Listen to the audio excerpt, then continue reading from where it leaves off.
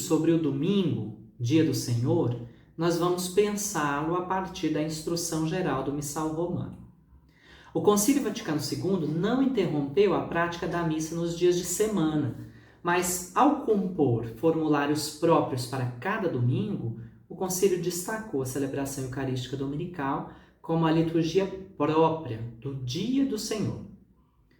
A nossa missa, segundo o Missal de Paulo VI, guarda a mesma estrutura da ceia de Emaús, sobre a qual nós conversamos no vídeo anterior.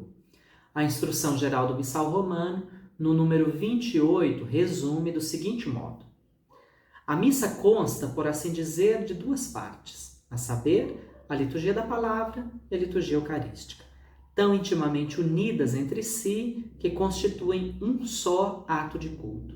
De fato, na missa se prepara tanto a mesa da palavra de Deus como a do corpo de Cristo, para ensinar e alimentar os fiéis. Há também alguns ritos que abrem e encerram a celebração.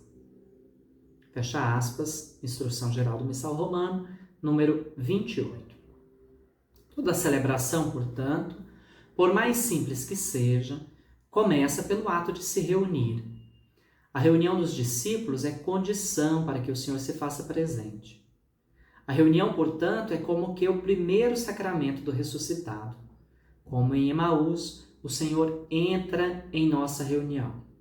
A finalidade dos ritos iniciais é fazer com que os fiéis, reunindo-se em assembleia, constituam uma comunhão na presença do ressuscitado.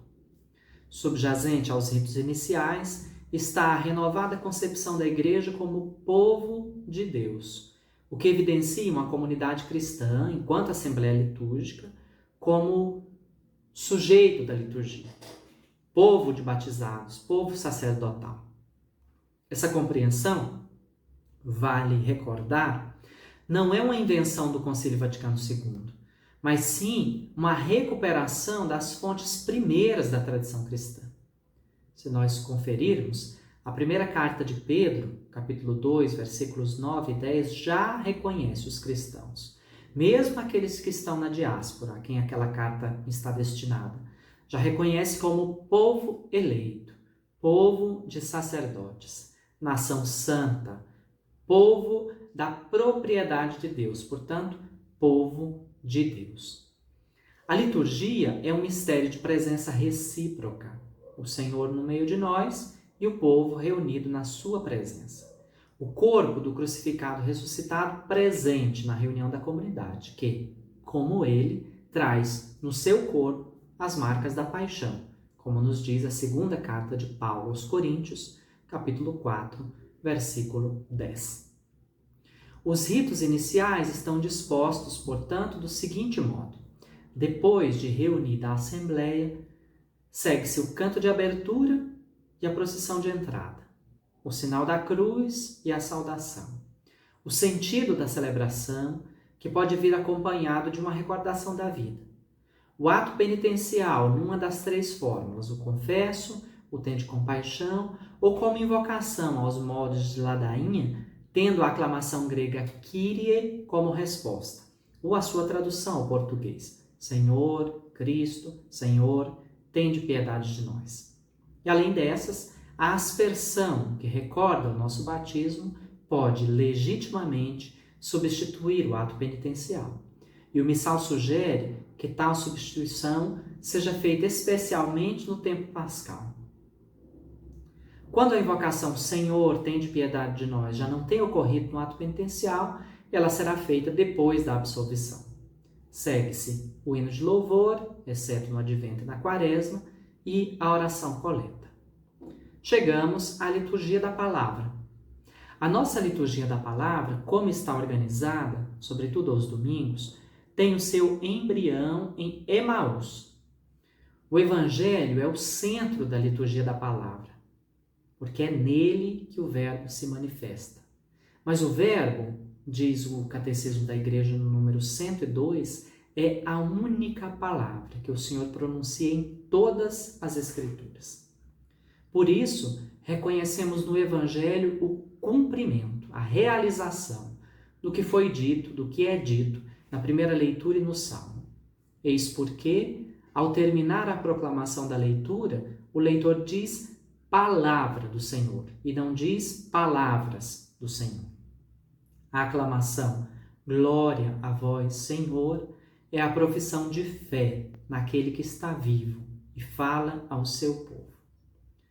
Como os discípulos de Emaús, recebemos na palavra proclamada a presença do ressuscitado. De fato, a liturgia da palavra é a ação sacramental, feita de sinais sensíveis, que manifestam a presença invisível, como nos recorda Sacrosanctum Concilium número 7. Isto é, na liturgia, Cristo fala pela voz de quem proclama a leitura, de quem canta o salmo, de quem fala a homilia. A leitura é feita de um lugar visível. Toda a Assembleia escuta e, por vezes, pode até se aproximar do ambão para ouvir o Evangelho. Todos esses sinais sensíveis dão visibilidade ao Verbo de Deus que se faz humano. E estes sinais são eficazes pelo fato de se tratar de ações de Cristo no Espírito. A palavra se torna sacramento pela ação íntima do Espírito Santo que a torna operante no coração dos fiéis. Chegamos à liturgia eucarística. O Concílio Vaticano II recuperou para a missa a sua forma de ceia, conforme a última ceia de Jesus. Muitos haviam confundido o conteúdo da celebração eucarística, que é o sacrifício de Cristo na cruz, com a forma da celebração, que é a forma da ceia. Por isso, o ato de comungar, por exemplo, ficou sobremaneira desvalorizado por muito tempo. A Instrução Geral do Missal Romano, no número 72, mostra claramente que a liturgia eucarística está organizada a partir dos gestos e palavras de Jesus na última ceia. Abre aspas. A Igreja dispôs toda a celebração da liturgia eucarística em duas partes que correspondem às palavras e gestos de Cristo. Tomou o pão, deu graças, partiu-o e deu. Na preparação dos dons, levam-se ao altar o pão e o vinho. Na oração eucarística, rendem-se graças a Deus por toda a obra da salvação e as oferendas tornam-se corpo e sangue de Cristo. Pela fração do pão e pela comunhão, os fiéis, embora muitos, recebem o mesmo corpo e o sangue do Senhor de um só pão e de um só cálice, do mesmo modo que os apóstolos das mãos do próprio Cristo. Fecha aspas. São 4, portanto, os gestos do Senhor. Tomou o pão. Em nossa missa, esse gesto corresponde à preparação da mesa, sobre a qual são colocados os mesmos elementos que Cristo tomou em suas mãos, o pão e o vinho com água. Jesus deu graças. Em nossa ceia, pela oração eucarística, damos graças a Deus por toda a obra da salvação e as oferendas se mudam no corpo e no sangue de Cristo.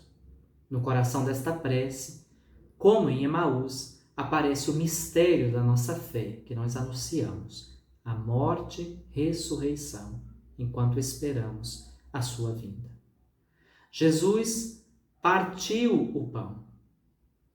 Nós partimos o pão enquanto cantamos: Cordeiro de Deus, que tirais o pecado do mundo, tende piedade de nós. Jesus entregou aos seus discípulos o pão e depois o vinho. Na missa, nós comungamos do sacramento do corpo e sangue do Senhor. Ao final da missa, o povo é abençoado e despedido. Como em Emaús, partem do encontro com o crucificado ressuscitado para anunciar ao mundo que ele está vivo. Pensando na prática, a introdução, isto é, a instrução geral do Missal Romano, faz recomendações para garantir a forma da ceia. O número 321 da Instrução Geral pede que se utilize pão ázimo ou hóstias grandes em vez de partículas, para que pareça de fato alimento e possibilite a fração do pão que é um gesto tão caro à nossa tradição e inclusive já deu nome à própria ceia eucarística.